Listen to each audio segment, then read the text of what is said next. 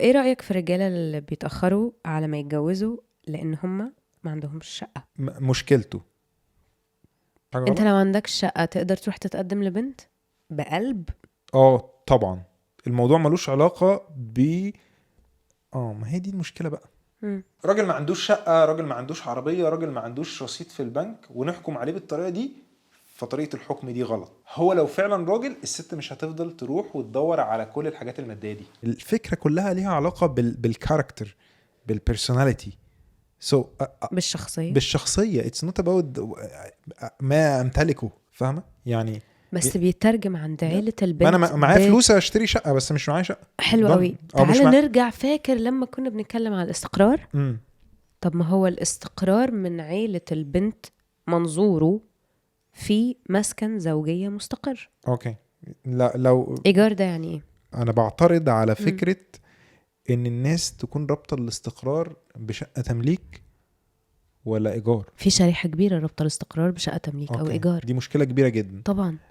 دي لانه في جوازات يا اكس بتتأخر سنين لان الراجل ما عندوش شقة تمليك. اوكي.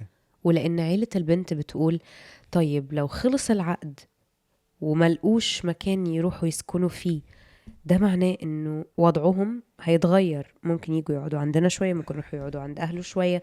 فده لا يعكس الاستقرار من منظور هنا الاهل. يعني احنا بنحاول كمان نعكس قد ايه الضغوط ما بتبقاش بس انك انت وانت داخل الجواز انت حاسس انه في حاجات معينة لازم تكون مكتملة عندك.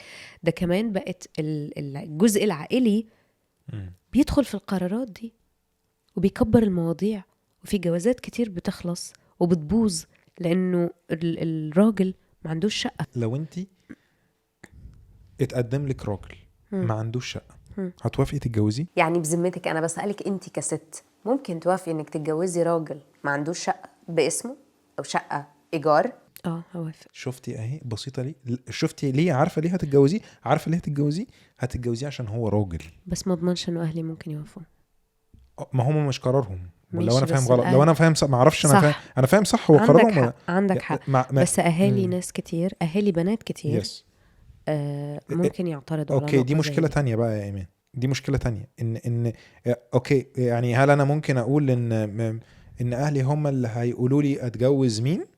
لا، هم مش هيقولوا لي اتجوز مين. بالظبط. بس هم كمان في جوازتي ليهم رأي. ما فيش مشكلة. انا انا متفق. اخترت طبعا لازم انت الاهل. عارف انه في جوازات بعد ما بتخلص البنت بتروح تقول لاهلها انتوا ليه ما كنتوش موجودين معايا من البداية؟ صح. وما حمتونيش بشكل ما. انا متفق جدا، بس في level of maturity بتوصل له البنت، بتبقى خلاص هي قادرة تحكم وتشوف الامور، ومفيش مشكلة ان هي ترجع لاهلها تاخد رأيهم.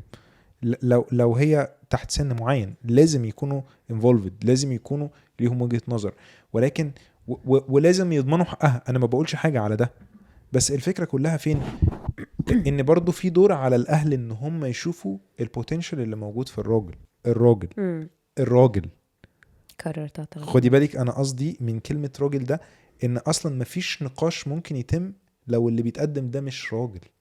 بس لو راجل وما معهوش شقة وباين انه هيجيبها، وبيبان في حاجات بسيطة جدا على فكرة. بيبان في احترامه، بيبان في المواعيد، بيبان في التزامه، بيبان في شغله، بيبان في شكله، بيبان في حاجات كتير جدا تبين ان الشخص ده. بيبان في ازاي هو بيهتم باخته، بيبان في ازاي بيعامل امه، بيبان في ازاي مهتم بعيلته، بيبان في ازاي بيبر اهله. اصلا ده بيرسم شكله ان هو راجل، وده بالنسبة لي وبالنسبة لك وبالنسبة لأي بنت أهم من أي شقة.